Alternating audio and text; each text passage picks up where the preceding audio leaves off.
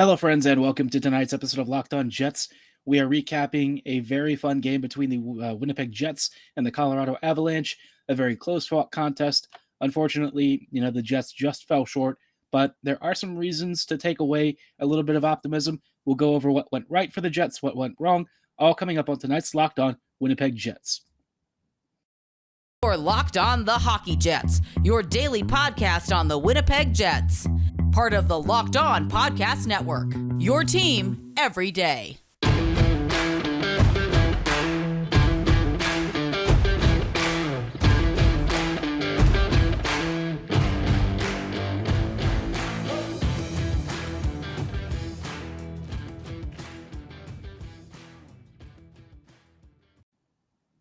Hey friends, welcome to tonight's Locked On Jets.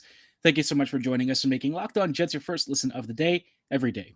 I am your host, Harrison Lee, an avid Winnipeg Jets fan and an online blogger. You can follow me on Twitter at HLivingLoco and at LO_Winnipeg Jets. If you like this episode and want to stay tuned to the latest and greatest in Winnipeg Jets news and analysis, be sure to like, follow, and subscribe on your favorite podcasting platform of choice, including Apple, Spotify, Google, Megaphone, Odyssey, and as you can see from this video, YouTube. We're going to be having all sorts of really cool YouTube content heading into the offseason, especially as it's not likely the Jets are to make the playoffs. So going to try to keep it interesting for us, talk about some prospects, maybe bring on some special guests, all that fun stuff. So keep an eye out throughout the rest of the next few months, especially as we head into summer. And I'll probably give you some playoff updates around that time as well. But before we get underway with tonight's episode, just wanted to shout out a wonderful sponsor. Today's episode is brought to you by BetOnline. BetOnline has you covered the season with more props, odds, and lines than ever before. BetOnline, where the game starts. Apologies if you notice my voice sounds a little bit strange. Allergies are currently kicking my butt right now. Actually, I have to chew some lozenges while I'm recording because, if you know pollen and you've encountered breathing it in, it's obviously not super fun, especially start of this year, this spring season. So we're going to try to get through this. Hopefully my voice doesn't sound too bad, but I wanted to spend some time on this episode talking about the Jets versus the Avs. I feel like this game for me highlights a lot of why the Jets are frustrating and thrilling at the same time. Winnipeg against the Avs was actually decent. This is one of those situations where the Jets actually played pretty respectable hockey, despite the 5-4 overtime loss. The Jets, they held their end of the bargain, which is more than I can say for a lot of other games in which the Jets just really didn't show up. That wasn't the case here. I thought Winnipeg off the jump was aggressive.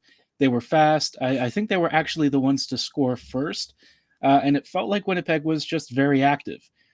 One thing that, I took away from this game is that, Colorado defensively, I thought was very rough. They cover the slot as well as the Jets do, which is to say, not particularly great, if I'm being honest. Especially in the first period and a half to maybe the first two periods, Colorado was basically a welcome mat in front of, I think it was Pavel Francouz in net.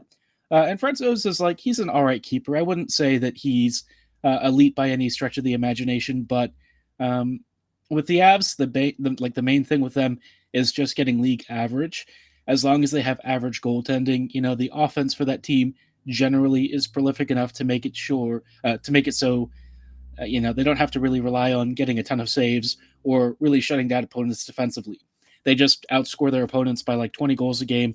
Yeah, you're good to go. So against the Jets, I was kind of expecting a pretty rough performance. The last time the Jets played this Avs team, I think, was the infamous one where, what was it? The Jets had a 3-1 lead or even a 4-1 lead, and then it got blown. So, yeah, not really a great pattern of history against this Avs team. You might play them evenly, but Colorado always comes roaring back. This is a squad that has the sort of scoring depth and talent up and down the lineup to really give the Jets fits. And when the Jets lose to this team, I can't necessarily get super mad. It's Colorado. I mean, this is a team that is basically a Stanley Cup favorite. So, yeah, I wasn't really expecting a lot, but the Jets gave us, at least in the first few periods, a lot of fun. I think Winnipeg was very aggressive. They were fast. Their counters looked good. And the Jets were actually matching up against Colorado's depth lines pretty well. It wasn't to where, the third and fourth lines were having a really strong impact, but the top six I thought was doing a decent job. Um, Winnipeg's defending wasn't great, but certainly neither was Colorado's, and I think that was probably the big equalizing factor. I thought both teams were trading a lot of chances. I thought that Winnipeg was trying its best to keep up, which is not exactly easy to do against Colorado's forechecking and their really fast counters. But for the Jets, what kind of ended up killing them was just individual mistakes, which you sort of expect. And the same thing did happen to Colorado a number of times. It's not like the Avs were immune to it, but it's just for the Jets. Um, Whenever Winnipeg makes a mistake, it often ends up in the back of the net. And, Winnipeg doesn't really have the same margin for error to have issues where you're giving up a freebie. You just don't really have the room for that, especially against a Colorado team, because even if you manage to keep up with them and you're creating the same number of chances, you're creating the same level of shot threat. The big difference for Colorado is that they have like ridiculously good finishers. So the Jets, while certainly talented in scoring, like I've mentioned earlier this year and on other podcasts, the shooting percentage regression has been pretty noticeable to the point where it's very much below average, very strange by Winnipeg's reckoning. I mean, this is not really what we see with this team very often. So is it a worrying sign? I don't know. But in this game, the Jets actually were lighting Francouz up. I thought that they were creating some really good chances. And in general, I was just I was more impressed with the performance than I expected. I thought the Jets did well. Now, not everything was great. The defense was a little bit rough around the edges. There were some moments and giveaways that probably the Jets could have done without. But aside from that, can I really nitpick a game in which they lost in overtime? Probably not. It was fun. The crowd was really into it. I personally enjoyed watching it, which is not something that I can always say with respect to the Jets this year. But in terms of fun hockey, I think that's exactly what Winnipeg gave us. And this is all I've been asking for this year. I don't care if they actually win or lose. What I do want to see, though, is the team fighting, competing on shifts, and giving us the best version of themselves that they can. Even if they don't win, as long as you're giving us really hard shifts, as long as you're giving us lots of fun hockey, I've got no complaints. I think that's my main takeaway. I wanted to talk about, what it means for future matchups and should the Jets be inspired by this or should they start to reconsider things and then talk a little bit about Dylan Samberg, because I think Sandberg's footprint or I guess footprint, palm print, whatever you want to say, was really clearly identifiable on this game, and why it does mean that at some point the team needs to evaluate what they do with Logan Stanley. Before we go any further, though, I do want to tell you about our really awesome friends at Athletic Greens. I don't know if you've ever had Athletic Greens before. I've been trying their AG1 product, and AG1 is super great. If you don't know what that is, Athletic Greens is a really tasty nutritional supplement that's supposed to give you a lot of vitamins and minerals so that you can try and boost your immune system, get that really good start to your day, all that fun stuff. But if you're wondering about AG1 specifically, which is the supplement that I've had, all you need is one delicious scoop, and you're absorbing 75 high-quality vitamins, minerals, whole food sourced superfoods, probiotics, and adaptogens to help you start your day right. This special blend of ingredients supports your gut health, your nervous system, your immune system, energy, recovery, focus, aging, anything that you can imagine involving your health. AG1 and Athletic Greens are here to help make it easier than ever. You don't have to worry about taking pills. It's actually very tasty, and I think you'll really enjoy just how convenient it is. I think one of the biggest things, though, is that aside from being super convenient, this actually saves you a good deal of money. It costs you less than $3 a day, and you're investing in your health, and it's cheaper than trying to drink cold brews. Some of us really love coffee, or Lord knows whatever weird smoothies we're injecting ourselves with. But, AG1 and Athletic Greens, they're cheaper, they're giving you all the supplements you need, and again, you're investing in an all-in-one nutritional platform, so you really can't go wrong. If you want to get started, it's easier than ever. Right now, you can reclaim your health and arm your immune system with convenient daily nutrition. It's just one scoop in a cup of water every day. That's it. No need for a million different pills and supplements to look at for your health. To make it easy, Athletic Greens is going to give you a free 1-year supply of immune-supporting vitamin D and 5 free travel packs with your first purchase. All you have to do is visit athleticgreens.com/NHL Network. Again, that is athleticgreens.com/NHL Network to take ownership over your health and pick up the ultimate daily nutritional insurance. Hello, friends, and welcome back to this episode of Locked On Winnipeg Jets. Thank you for making Locked On Jets your first listen of the day every day. We are taking a look at Winnipeg versus Colorado, which as a game wasn't so bad. I thought Winnipeg was pretty impressive, and given the circumstances of where this team is, some of the morale issues the team has had, not so bad. Before we get into talking about more about this game and what it might mean for the future of next season, though, I do want to let you know about our Locked On Now program. I think you would really benefit from subscribing. If you don't know what Locked On Now is, it's our network's super unique program where we take all of the hottest trade rumors, NHL action, game recaps, instant analysis, really timely stuff in really bite-sized, condensed format. So you get all of the latest NHL league action delivered to you in super digestible form. It's really easy. Subscribing is free, and I really recommend you do it. It's on your favorite podcasting platforms, just like our podcast, and it's also on YouTube. So you really have no reason not to subscribe. Do it right now, and you'll always stay abreast of all of the latest NHL action up to the minute. Now, speaking of NHL action, the Jets versus the Avs, it was a fun game. I think if you watched it, you probably really enjoyed it. Winnipeg, of course, had a very dramatic late-game tire thanks to Nikolai Ehlers, who, big reminder, Nikolai Ehlers is probably our best overall player. Aside from, HelleBuck in, a prime Vezina season, Ehlers, in terms of these skaters, is just, he's the man. And if you really don't know why he's so good, I think this game just showcases the effortless edge work, the great vision, the passing, the speedy counters in transition, and also his offensive acumen. This year, it's really been something that I think people have maybe missed out on in previous years. He used to have a penchant for not having a great shooting percentage. Over the past couple of years, that sort of adjusted. Last year, though, in terms of his play driving ability, was probably one of his weaker seasons. But this year, he's back to his best. He looks refreshed and looks recovered from any of his injuries. He's fast. He's dangerous. He's scoring a ton. He's assisting a ton. So there's really not much that he can't do. People might say, well, he doesn't really defend. And it's I get that. In-zone defense is not what Ehlers does. His whole philosophy, I think, is what the Jets should be building towards, which is defense through offense.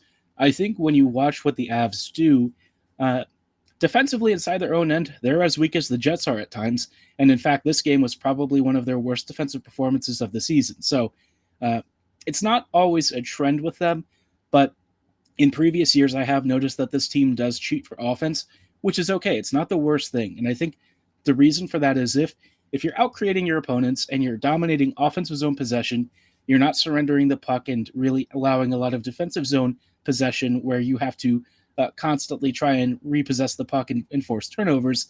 It does mean that you're spending everywhere else or spending all your time up the ice, which is really important because not only are you doing a defending of a sort, you're also creating offensive opportunities. So it's killing two birds with one stone. And I think with how the Jets could play eventually, guys like Ehlers would be a perfect fit for this. I think that this is sort of the presence of mind that I would like the Jets to have. I think that there's a chance that they could be good at it under the right coaching staff. And I think Winnipeg, with a few changes to the roster, could really excel in this style of game. Is it going to be chancier at times? Yes. They will concede opportunities. They will be a little bit defensively loose. But if you can dominate with offensive chances and certainly chance creation, especially high danger stuff, you can kind of surmount some of your issues with maybe shoddier defensive coverage, stuff that's not so great in marking off of the rush. I think all of these things could help the Jets maybe find themselves in better straits, especially going forward, because it's clear this team does not really adapt well to a slower style. I think if Winnipeg speeds the game up, ups the tempo and intensity, and starts to focus on getting speedier skaters to help with end-to-end rushes and creating off the rush, I think the Jets would really benefit from that and be a lot stronger going forward. This is the kind of game that I think the Jets should really model themselves after. And, the Avs obviously need some really good fortune to kind of get into that sort of situation where you have a roster this strong with a great supporting cast, but the Jets could also do a lot to build out this roster themselves. They've got a really strong core on paper, and it's just about finding the right supplemental pieces and getting guys involved that should be um, part of your primary offensive drivers. Now, speaking of a pretty strong supporting cast, I want to talk about one player who has impressed me since returning to the lineup recently. We'll talk about who this guy is. Spoiler alert, it is Dylan Samberg, and why I think he's been a really welcome player who's come back to this lineup and what I think he can bring and why he should be a more permanent member going forward. Before we get into any of that, though, I just wanted to talk about the awesome folks that I mentioned at the start of this podcast, BetOnline. I'm not personally big on online betting. Uh, I've mentioned that on previous podcasts, but even for somebody who doesn't really bet like me and doesn't really understand it, BetOnline makes it super easy.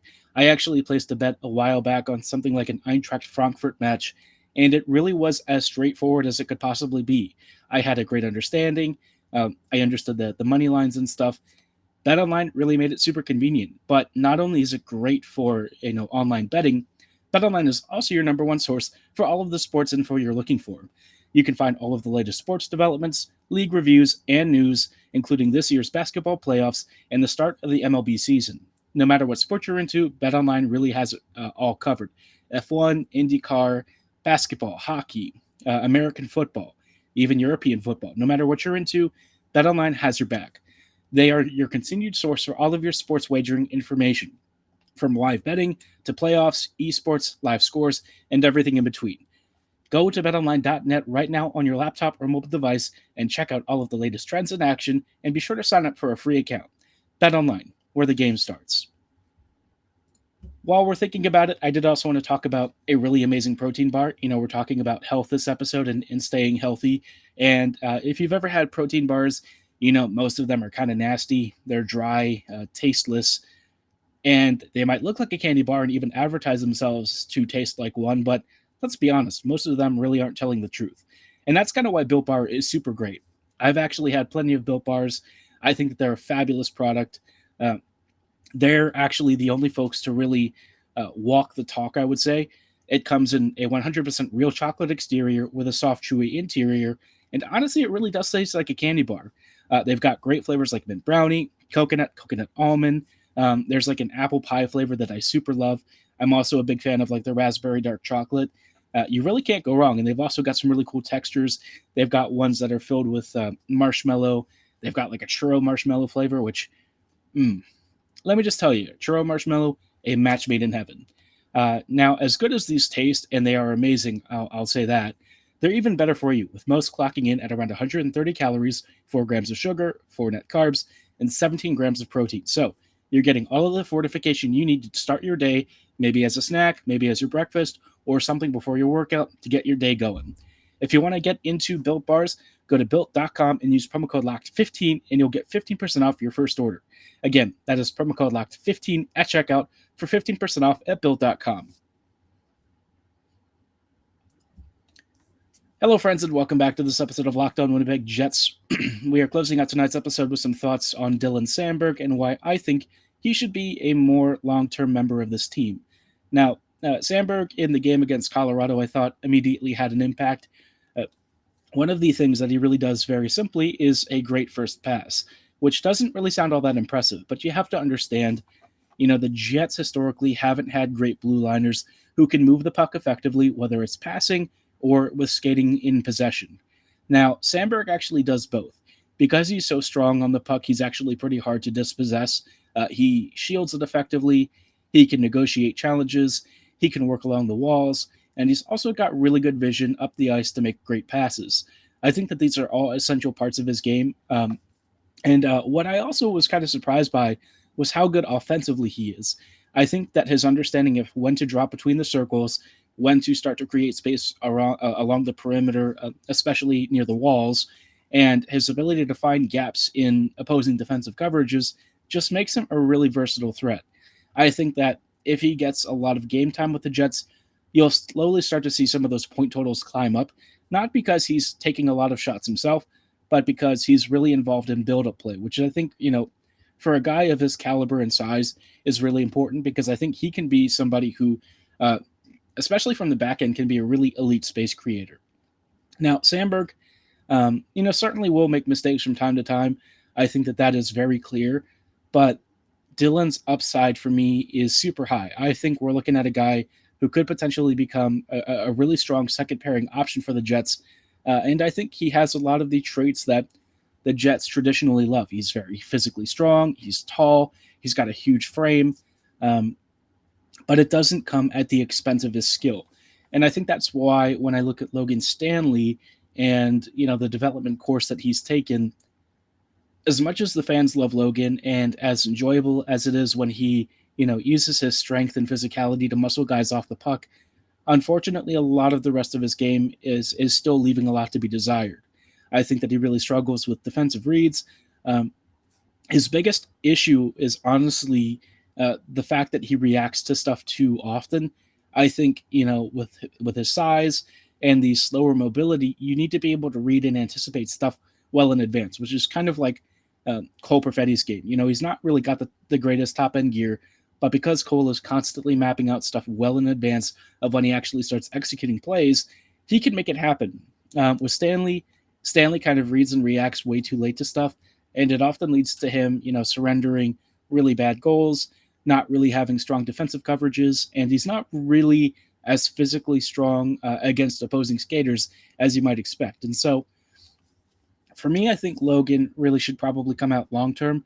Dylan Samberg, I think, is more than capable of anchoring his spot, and it would also be a good time to start talking about Heinola and when Villy can enter this lineup, because I think Villy's puck movement and positive offensive contributions really do outweigh a lot of his weaker defensive coverages. And Sandberg, I think, can kind of do the inverse. I think he's really defensively aware. I think he's got great spatial awareness, but also, his offensive game ain't so bad. I think he might be able to contribute to stuff for the Jets. Maybe not power play quarterbacking, but certainly some good offensive zone distribution and space creation. I think all of these things he could do and do them pretty darn well. Again, you're not looking for like elite level production here, but if you're looking for a guy who can, chip in maybe 25 points a season while still being a net positive impact on your defense, Dylan might be checking off all those boxes. And the more that I see of him, the more impressed I am. I think he's got a great future for the Jets. I would like to see him full time, and hopefully they can make this a reality. Now, the Jets did actually play another game on Sunday, and we'll be talking about that one on our next episode. This game against the Ottawa Senators, and then the day after they also have to play Montreal. So it's a very busy schedule this coming week. We're going to have plenty of thoughts on the Jets as they try and salvage any sort of a playoff run. They only got 1 point against the Avs, which is 1 point in fairness more than I expected, but it's still probably not going to be enough. Let's see how they handle the rest of their Canadian opponents, and if the Jets can try and drag themselves back into the talk of a playoff run. For tonight's episode, though, that is going to be all the time that we have. Thank you so much for making Locked On Jets your first listen of the day, every day. Make your second listen Locked On Fantasy Hockey. Hosts Steele Roden and Flip Livingstone help you become the expert of your fantasy league. It's free and available wherever you get your favorite podcast media, so be sure to like, follow, and subscribe right now. And as always, thank you so much for listening. Have a great night, and go Jets go.